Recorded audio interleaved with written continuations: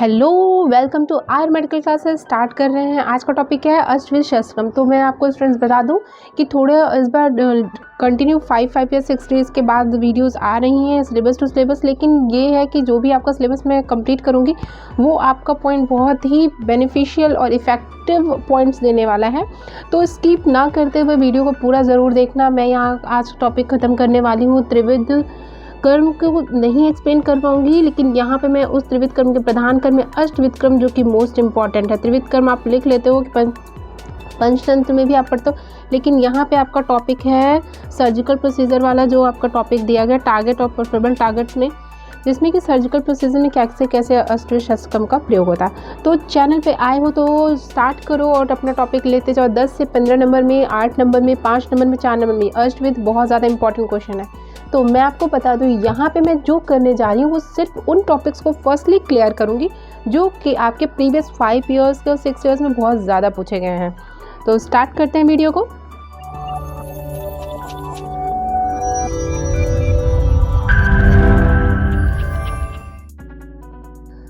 तो अपना टॉपिक जो है, इस टॉपिक में हम एक चीज़ बता दें कि त्रिविध कर्म में पूर्व कर्म, प्रधान कर्म, पश्चात कर्म, ये 3 जो कर्म बताए गए हैं, इन कर्म में प्रधान कर्म के अंडर में आता है आपका अष्टविध कर्म। तो ये नोटिस कर लो कि प्रधान कर्म में जो अष्टविध कर्म पूछा जाता है वो यानी ऑपरेटिव जो होते हैं प्रोसीजर उसमें। तो त्रिविध कर्म में पूर्व कर्म, प्रधान कर्म, पश्चात कर्म, pre operative, operative and post operative, इससे कोरिलेट करते हो। स्टार्ट करें आज का टॉपिक जो अष्टविध कर्म का है। उसमें अगर हम चलते हैं तो अष्टविध शस्त्र कर्म क्या पढ़ते हैं? तो अष्टविध शस्त्र कर्म यानी अष्ट यानी 8, विध यानी वो जो प्रोसेस है, और शस्त्र कर्म यानी जो सर्जिकल प्रोसेस कर रहे हैं। तो उन सब को वही जो 8 टाइप्स हैं जिनको यूज़ किया गया है शस्त्र कर्म, उनको बताया। तो नोटेड पॉइंट क्या है कि सुश्रुत संहिता जो है, सुश्रुत संहिता में सूत्र स्थान के 5वां अध्याय जिसका नाम है अष्टविध शस्त्र कर्मी, इसमें बताया गया है अष्टविध शस्त्र कर्म को के बारे में। ये एक प्रधान कर्म के अंदर में आता है। तीसरा पॉइंट क्या है कि शस्त्र कर्म क्या होता है?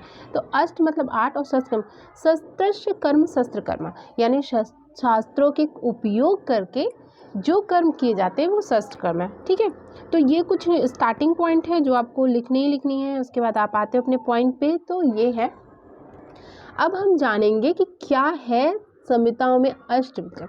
तो आपने बहुत से कर्म पढ़े, 6 भी पढ़े, 13 भी पढ़े हैं, जिसमें मैं बता दूं कि आचार्य जो चरक है उन्होंने 6 कहा है, और जो अष्टांग हृदय में वाग्भट है तो वाग्भट ने 13 कर्म बताए इंपॉर्टेंट। ठीक है, तो 6 बताए चरक ने और वाग्भट ने वो 13 बताए हैं।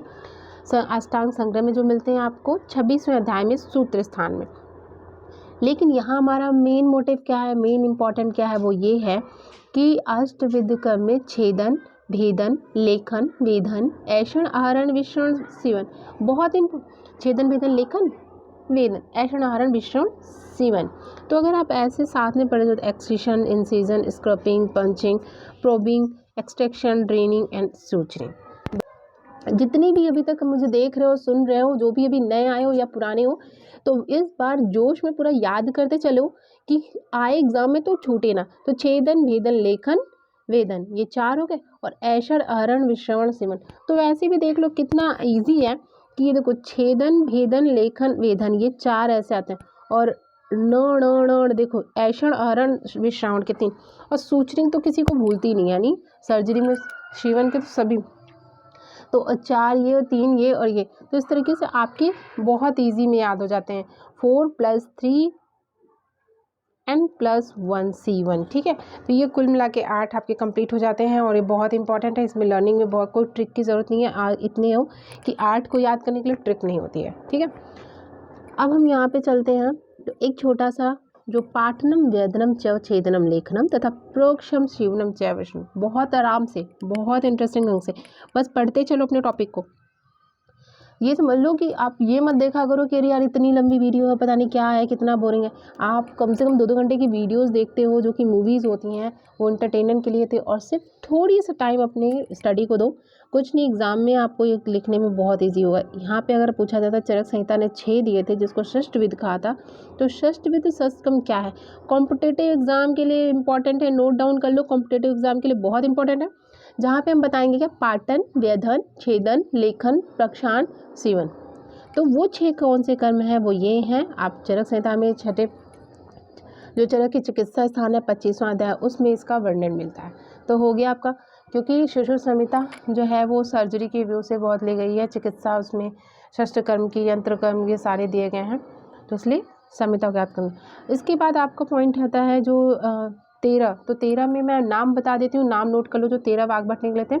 उत्पाटन, पाटन, सीवन, लेखन, प्रक्षालन, कुटनन, छेदन, भेदन, वेदन, मंथन, ग्रहण, दहन। ठीक है, तो जो 6 हैं वो इंक्लूडेड हैं, जो 8 हैं वो उसमें इंक्लूडेड है। अभी श्रावण ना करके इसमें जो आपका मंथन, ड्रेनिंग आ जाता है, उसका उत्पादन, पाटन, सीवन, ऐसा। तो आप 13 जो लिखना चाहो तो नोट कर लो, मैं फिर से रिपीट कर दूंगी। अष्टांग संग्रह में जो दिया था, ठीक है, तो वृद्ध वाग्भट ने जो दिया उसमें क्या है, उत्पादन, पाटन, सीवन, ऐशन, लेखन, प्रक्षालन, कुटन, छेदन, भेदन, वेदन, मंथन, ग्रहण, दहन। तो नोट कर लिया है आपने। तो चलते हैं हम अपने नेक्स्ट पॉइंट पे। यहाँ पे हम क्या करते हैं, अब छेदन के बारे में जानना। तो छेदन क्या है, छेदन देखो, छेदन बहुत इंपॉर्टेंट है। छेदन में हमने जो बोला प्रोसेस एक्सीजन, ठीक है, तो ये होता है 6 और ये होता है एक्सीजन।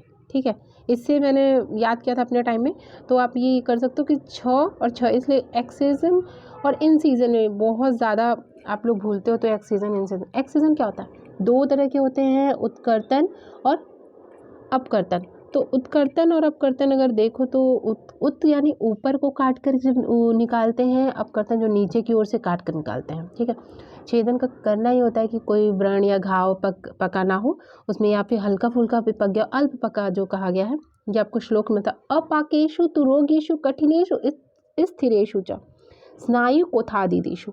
तो व्रण पका ना हो या थोड़ा पका हो, ये कठिनेश यानी कड़ा हो या स्थिरेश यानी अचल हो, और स्नायु कोथ में ऐसे व्रण को ऐसी जगह हमें छेदन कर्म करने होते हैं। तो ये पॉइंट इंपॉर्टेंट है, इनको बहुत निकला, ये जो मैंने मेंशन कर दिया वही आपके इंपॉर्टेंट पॉइंट है, ये आपको लिखना ही लिखना है। ठीक है, तो ये 2 उसके जो भेद होते हैं 2 तरीके से किया जाता है, और ये जो आपके पॉइंट्स हैं 1 2 3 4 ये चारों लिखना है। नेक्स्ट चलते हैं, हमके क्या बनना है कि छेदन में साधन शस्त्र, तो मंडालग, करपत्र, वृद्धिपत्र, नख शस्त्र, मुद्रिका, उत्पल पत्र और अर्धधार, ये जो है शस्त्र हैं, ये जो शस्त्र प्रयोग किए जाते हैं। तो ये आप एग्जाम में लिखना होता है कि कौन कौन से शस्त्र हैं जो इसमें उत्कर्तन या अपकर्तन में या छेदन कर्म में प्रयोग किए जाते हैं। तो ये लिखना ज़रूरी इंपॉर्टेंट है। आप लिखना चाहो तो आप पॉइंट में ये लिखो कि संहिता में कहाँ है, नहीं तो नहीं, ये कोई बहुत ज़्यादा इंपॉर्टेंट नहीं। लेकिन अपने देखने के लिए आप 8वें सूत्र स्थान के 8वें अध्याय में चले जाना, 4था श्लोक है, आपको मिल जाएगा। ठीक है, नेक्स्ट चलते हैं, आपका पॉइंट आता है, तो नेक्स्ट पॉइंट है भेदन। भेदन क्या करते हैं, भेदन का मतलब क्या होता है, यहाँ पे भेदन में मैंने बताया इन सीजन। ठीक है, भेदन क्या है, इन सीजन है, जो कि आप बहुत भूलते हो, ये मत भूलना। ठीक है, इन सीजन जो है वो आपको कैसे क्या करना है, तो इन सीजन में आपको याद रखना कि इन सीजन में शस्त्र क्रम का अष्टविध क्रम में दूसरा स्थान, ठीक है, दूसरे स्थान पे दिया गया। जब अंदर पूई हो यानी पस हो, बिना मुख वाला हो, पस भरी है पर इसका कोई मुख नहीं बना है, तो खोखले और गतिशील व्रण में दिखा हो, ठीक है, घाव ऐसा घाव हो, गतिशील हो कभी इधर कभी उधर, तो ऐसे में भेदन करना चाहिए। भेदन का मतलब इंसीजर होता है, इंसीजर में एक चीरा निकाल करके आप निकाल सकते हो। इसकी विधि मैं बताऊंगी ज़रूर कि कैसे कैसे क्या करते हैं। हल्का सा होता है कि जैसे 2 अंगुल या 3 अंगुल तक जो लंबा व्रण होता है उसमें भेदन कर्म किया जाता है, और भेदन कर्म को जैसे शिराओं की जो दिशा होती है उसको पैरेलल करते हैं। ठीक है, पैरेलल जैसी दिशा होती है उसी की पैरेलल ही करते हैं, शिरा ना कट जाए इसका हमेशा ध्यान रखते हैं भेदन में। ठीक है, तो अब चलते हैं, अगर भेदन में आगे चलोगे तो आप देखोगे भेदन में क्या करना होता है, उसकी जो इम्पोर्टेंट पॉइंट आपको एग्जाम में लिखने, वो इम्पोर्टेंट पॉइंट नोट डाउन कर लो। पहला क्या कि जो गतिज व्रण होते हैं, कोठर युक्त व्रण होते हैं, या गतिशील व्रण, बार में मैं बोली गतिशील हो और उसके अंदर पूई यानी पस भरी हुई हो, उसमें कोई मुख ना हो, तो आप भेदन करोगे। इंसीजन करना ज़रूरी है। तो पिंडिकाएं जो होती हैं, व्रण का शोप होता है, अलजी जो होती है, स्तन की विद्रदी जो होती है, विसर्प होता है, और ऐसी सन्निपात को अगर छोड़े तो अन्य विद्रियाँ जो, इन सब में देखा जाता है कि हाँ ये करते हैं। बिल्कुल अपनी एनर्जी बनाए रखो और बहुत इंटरेस्टिंग ढंग से पढ़ना शुरू करो कि बोरिंग ना लगे आपको। नेक्स्ट चलते हैं, अश्मरी को निकालने के लिए इसका वेदन का यूज़ किया जाता है। क्षुद्र रोग जो होते हैं, पोपट, गिलायु, वात, पित्त, जो कफ से जितने इनसे निकलती हैं ग्रंथियाँ, इसमें भेदन करते हो। एग्जामिनर यही देखना चाहता है कि आपको पता है भेदन है, तो भेदन करोगे कहाँ। एज आप चिकित्सक बनने जा रहे हो तो आपको पता होना चाहिए ना कि भेदन आप करोगे कहाँ। तो भेदन का प्रोसीजर कहाँ करोगे, ये यहाँ पे आपको आंसर में लिखना होता है। नाड़ी व्रण बहुत इंपॉर्टेंट है। नाड़ी व्रण देखो, जैसे स्टूडेंट देखते हैं नाड़ी व्रण का दिमाग खराब होना होता है। नाड़ी व्रण बहुत इंपॉर्टेंट है। अश जो आम शोफ होता है, पकव्रण शोफ होता है, इंपॉर्टेंट है। बृदु उद्ग जो उद्गर उदर होता है, और छतोदर जो आपका जलोदर होता है, उसमें नहीं, वहाँ भी सर्जरी होती है, लेकिन वहाँ पे यहाँ पे छतोदर में बताया गया बद उदो जो उद्गर होता है, यहाँ पे थोड़ा सा गलत हो गया, ठीक है। तो बदग उद्गर जो होता है उसमें भी आम शोफ में भी ये इस शैल का प्रयोग करते हैं, ठीक है, यानी सस्कम का प्रयोग करते हैं भेदन का। सहस्त्र को अगर शासन उसका देख लो तो देख लो, इंपॉर्टेंट क्या है, वृद्धि, नक्सस, मुद्रिका, उत्पाल पथ और दपथ। जो यंत्र की नेक्स्ट वीडियो आने वाली है उसमें मैं सारी की पिक्चर्स देने वाली हूँ, आपको समझा दूंगी, देख लेना कि कौन कौन से शस्त्र हैं। यहाँ पे टू दी पॉइंट बात हो रही है क्योंकि आंसर परफॉर्म हो रहा है, तो आंसर में देखो। अब आते हैं थर्ड पॉइंट, लेखन। स्क्रिपिंग बहुत इंपॉर्टेंट, सबको पता है स्क्रिपिंग आजकल बहुत ज़्यादा यूज़ हो रहा है स्क्रिपिंग का। तो स्क्रिपिंग में क्या करना है, स्क्रिपिंग में देखो जो हमारा पॉइंट है वो ये है कि ये श्लोक है, ठीक है। कठिनस्तु स्थलो तो सोद्रियमाण पुनः पुनः, ठीक है। तो यहाँ पे ये चीज़ें जो है आपको श्लोक अगर याद हो करने हैं, तो कुछ लोगों को श्लोक बहुत देखना अच्छा लगता है, तो वो चीज़ श्लोक में एकदम एक्यूरेट चीज़ें लिखी होती हैं। आंसर पे आते हैं तो हम बता दें कि जो आपका थर्ड पॉइंट है जिसको हम अभी बोल रहे हैं लेखन, तो लेखन जो पॉइंट है यहाँ पे हम बता दें कि लेखन करने के लिए इसको कैरिटेज भी कहते हैं, कोर्टेज में करते हैं। कोर्टेज कैसे होता है इसको जान सकते हो। कठिन मांस वाले व्रण हो उसमें लेखन करना चाहिए, गोल किनारे वाला हो, बार बार फूटने वाला हो, कड्डे हो, बहुत ज़्यादा मांस उन्नत हो उसमें उठा हुआ, वहाँ वैद्य को लेखन करना चाहिए। कैसा लेखन करना, ना बहुत ज़्यादा लेखन करे कि एकदम वहाँ से लेखन खुर्च खुर्च के निकाल दे, ऐसा भी नहीं, बिल्कुल ना अधिक ना कम, इस तरह से लेखन करना चाहिए। उसके बाद आपका पॉइंट आता है कि आपको कैसे, तो आचार्य चरक ने दो ये इंपॉर्टेंट पॉइंट एग्जाम के लिए किलास और कुष्ठ रोग के लिए लेखन करना बताया। किलास और कुष्ठ के लिए आचार्य चरक ने लेखन कर्म बताया है। साथ ही आपको ये मैं बता दूं कि वातज, पित्तज, कफज, रक्तज जितने होते हैं और 4 प्रकार की रोहिणियाँ जो होती हैं उन व्याधियों में किलास देखो आचार्य सुश्रुत ने भी बोला है, उपजीविका में बोला है कि लेखन करना, जिह्वा में वैसे भी लेखन कर्म का चिकित्सा की जाती है। मेदोज विकार जो होते हैं उसमें भी लेखन वाली दवाइयाँ दी जाती हैं, यानी लेखन के औषधि प्रयोग होती हैं। दंत के वेद जो भी होते हैं तो दंत में लेखन बहुत इंपॉर्टेंट है। वर्तम रोग में लेखन किया जाता है। और जिहा तो आप देख रहे हो ना, अधिजिहिका में, अर्श में लेखन किया जाता है, मंडल, कुष्ठ, मांस करने मांस। तो सोचो, लॉजिकल पढ़ो कि किसमें हम स्किपिंग कर सकते हैं, किसमें कर्टेज करा जाता है, लेकिन किसमें कर सकते हैं। तो इन सब चीज़ों को बताना बहुत ही ज़रूरी है। तो आपके माइंड में यही होना चाहिए, ये नहीं कि लेखन, हाँ बस लेखन स्किपिंग, लेकिन कहाँ करोगे, ठीक है। तो स्टूडेंट्स अपनी एनर्जी को यूज़ करो एज एन इंटरेस्टिंग वे में, अपने सराउंडिंग को देखो और उसी चीज़ों से नॉलेज को गेन कर करके मेमोरी को बनाओ, ठीक है। उसके बाद लेखन में साधन क्या होता है, क्या क्या क्या शस्त्र, तो करपत्र, मंडलाग्र, देखो मंडलाग्र पहले भी आया। मंडलाग्र अनुशस्त्र में, अनुशस्त्र यानी जो शस्त्र नहीं होते हैं लेकिन फिर भी ये शस्त्र कर्म करते हैं, तो छौम, पिचू, समुद्र फेन, यवछार, सेंधा नमक, खुरदरेपति, ये सब जो होते हैं, देखो आपने जिहा का लेखन कर्म देखा होगा कि पहले के जो गांव या फिर विलेजर एरिया में होते थे लेखन, हम मॉर्निंग में भी जो टंग क्लीनर यूज़ करते हैं वो भी लेखन ही कर रहा होता है, ठीक है।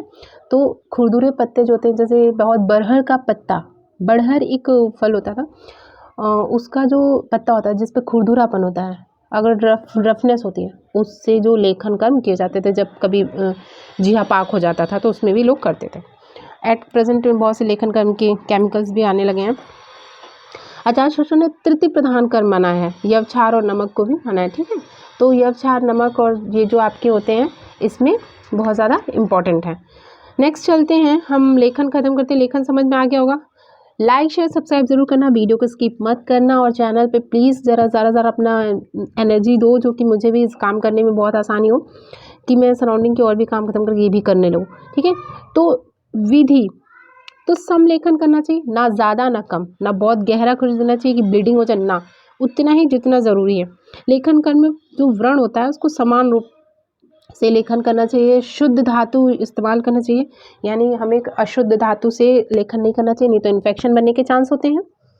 साथ ही जो विकृत धातु होती हैं यानी जिनमें ऑलरेडी जो हार्मफुल या जर्म्स हो उनका नहीं, तो स्टरलाइजेशन की प्रोसेस यहाँ पे भी है, ठीक है, स्टराइल होना चाहिए, उनसे करना चाहिए। तो विधि में ये चीज़ें ध्यान रखना चाहिए लेखन का। बाकी अब आगे प्रैक्टिस में करोगे तो आपको समझ में आएगा। उसके बाद वेधन, 4th पॉइंट है वेधन।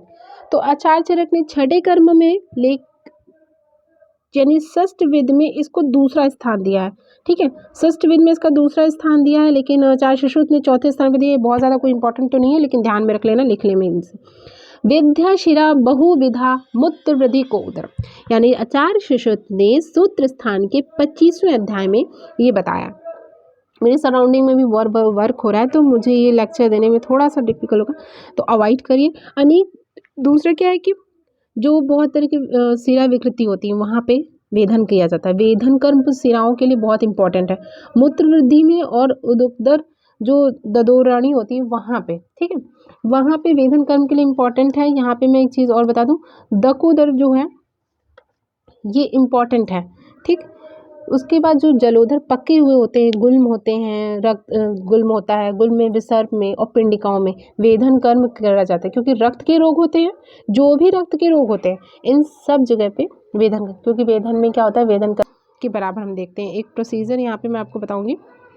और क्या लिखोगे, तो कुंठारिका जो होती है वो वाम हस्त, यानी वाम हस्त जो होता है, यानी आपका वाम और दक्षिणा, ठीक है, तो लेफ्ट और राइट, तो उसमें तो जो वाम हस्त होता है उसको पकड़ के दक्षिण हस्त से, यानी जो आपका लेफ्ट हुआ उससे मध्यम उंगली से अंगुष्ठ को, यानी अंगूठे को जो थंब होता है उसके सहारा लेकर के ठोकना, पहले देखना चाहिए ठोकना, ये प्रोसीजर करना है या नहीं। इसे जलोधर में हम चेक करते हैं, जलोधर में जो पल्पिटेशन देखते हैं और अंदर साउंड से हम पहचानते हैं कि हाँ इसमें वाटर फ्लूइड्स फुल हो गया है या नहीं। तो ये चीज़ करने के लिए जलोधर में ये चीज़ करते हैं, वहाँ पे हम वेधन कर्म करने से पहले ये चेक करते हैं। तो ये तो सब प्री हो गया आपका। यहाँ पे हम प्रधान कर्म पे बात करें तो प्रधान कर्म में जब हो गया, आप डायग्नोसिस हो गया कि जलोधर है तो आप करोगे। वहाँ पे आरा शस्त्र, वेतस्पत्र, सूची और ब्रह्ममुख शस्त्र, यानी जो ट्रॉस और कैनुले होते हैं उनका प्रयोग करते हैं, ठीक है। नेक्स्ट आपको चलता है, तो प्लीज़ लाइक शेयर सब्सक्राइब करते रहना और चैनल पे मुझे इनिशिएट करो कि मैं और टॉपिक कौन से लेकर के आऊँ, ठीक है। उसके बाद आपका विधि में बता दिया, विधि मैंने अभी आपको बताई कि वही जो सूचन करते हैं वो पार्श्व नीचे की ओर से वेधन करते हैं, ठीक है। ये इंपॉर्टेंट पॉइंट है सेवनी के। ऐषण, तो ऐषण में क्या होता है, प्रोबिंग होता है, जैसे शैल्य चले गए हों, ठीक है, कोई भी शैल्य कुछ भी हो, ईंटा पत्थर लोहा या कोई भी कील हो या कोई भी चीज़ शैल्य हो, ऐसे व्रण में प्रोबिंग करते हैं जिसमें जैसे भगंदर उनगामी हो, ठीक है, उनगामी जैसे भगंदर होते हैं उसमें खोखले व्रण जो होते हैं वुंड्स होते हैं, यानी हॉलो जो आपके वुंड्स हो उसमें। उसके बाद जो एनल के पास जो होते हैं नाड़ियाँ बन जाती हैं उनमें। उसके बाद नेत्र कर्म में हर यहाँ पे क्या प्रोबिंग करते हैं, तो प्रोबिंग जो होता है, प्रोबिंग इंस्ट्रूमेंट्स होते हैं उनसे ये किया जाता है।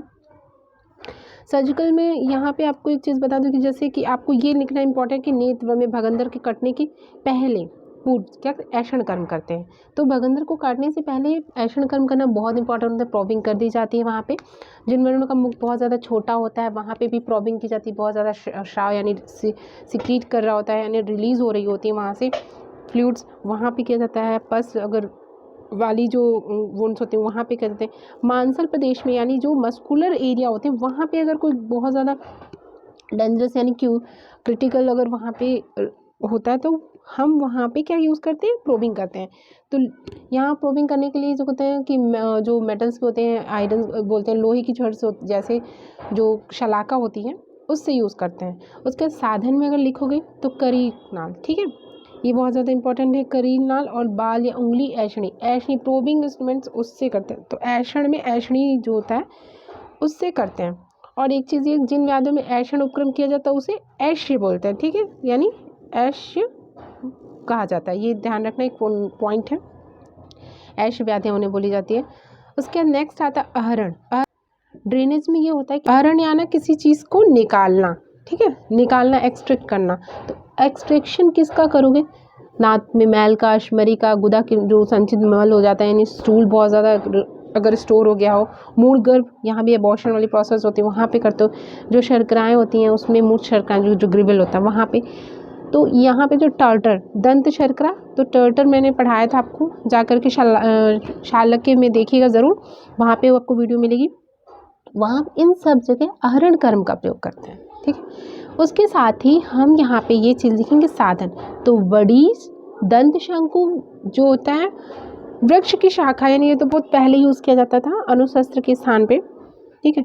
अनुशस्त्र है वो यहाँ नहीं अभी important as a today according to surgical procedure आज करंट में जो है उसके अकॉर्डिंग अगर हम बात कर रहे हैं तो स्वास्थ्य केंद्र, संदंश यंत्र, और जो भी वहाँ पे सिचुएशन के अकॉर्डिंग जो भी शस्त्र वहाँ पे सुटेबल होगा उसका प्रयोग चिकित्सक अपनी युक्ति अनुसार ही प्रयोग करता है, ठीक है। तो सर्जिकल इंस्ट्रूमेंट जो होता है एज अ करंट डिसाइड किया जाता है कि इस वुंड में या ये यहाँ पे जो ऑपरेटिव कर रहे हैं इसमें कौन कौन से इंस्ट्रूमेंट्स यूज़ कर सकते, तो वो वहाँ पे डॉक्टर डिसाइड करता है, ठीक है। उसके बाद आता है आपका विश्रवण। तो विश्रवण जो है बहुत इंपॉर्टेंट है, इसका वीडियो अपलोड कर चुकी हूँ, विश्रवण जाके पूरा देखना हो तो वहाँ पे आपको मिल जाएगा। यहाँ पे अष्टविध में सिर्फ इतना जानना हो कि रक्त मोषण भी 7वें नंबर पे एक्सप्लेन किया है आचार्य शाश्वत ने। वहाँ पे बताया कि सूत युक्त कठिन श्याम वरुण वाले जो होते हैं वहाँ पे जिनमें पेन हो रहा होता है वहाँ पे, उसके साथ जिसमें बहुत ज़्यादा जो उसकी रूट जो होती है वुंड की रूट है, शोथ हो गया, वहाँ पे ऊंचा नीचा व्रण बनाओ, बहुत घाव जो होता है क्रिटिकल हो जाए वहाँ पे विश्रावण यानी ब्लड लेटिंग कर देते हैं। उसके साथ पॉइजनस जो शोथ होता है वहाँ पे हम जलौका या प्रक्षालन विधि से रक्त मोषण करते हैं। तो इसकी वीडियो अपलोडेड है, आपको रक्त पोषण की मिल जाएगी, इसी प्लेलिस्ट में आप देखिएगा आपको मिल जाएगा। पूरा विश्रावण के बारे में बताया कि रक्त मोषण कैसे कैसे प्रोसीजर होते हैं, क्या क्या किया जाता है, बहुत इंपॉर्टेंट है। तो प्लीज़ ज़रूर देखना, वीडियो को स्किप मत करना। नेक्स्ट चलते हैं आपका 7 पॉइंट हो जाने के बाद अब आपका पॉइंट आता है 7। लास्ट नॉट लीस्ट हम यहाँ बात करने जा रहे हैं सूचरिंग के बारे में। तो ड्रेनिंग करने के, ड्रेनेज जो है वो कर लिया, ड्रेनेज में आपको इंपॉर्टेंट चीज़ें बता दी, वहाँ पे आपको लिखना है कि हाँ कैसे कैसे ड्रेनेज करते हो। और ड्रेनेज में ये होता है कि जैसे जैसे जहाँ पे आप आके देखते हो उस हिसाब से आप करते हो कि कहाँ पे क्या हमें पूरी निकालना है या रक्त कितना निकालना है, वो विधियाँ यहाँ यूज़ करते हो। लेकिन सीवन क्या, सीवन भी बहुत इंपॉर्टेंट ऑपरेटिव सिस्टम में यूज़ करने जाने वाला सूचरिंग जो है वो 8वें स्थान पे आता है। तो आप लिखोगे आचार्य शाश्वत ने अष्टविध क्रम में 8वें स्थान पे इसका एक्सप्लेन किया है। इसके साथ इसका वर्णन ऐसी जगह का जहाँ पाकजन उपद्रव रहित मांस, यानी बहुत ऐसे जो पक सकते हैं, ठीक है, लटका हुआ मांस हो, कट कर बचा हुआ मांस होता है, वहाँ पे इस तरीके से शीवन कर्म करना चाहिए।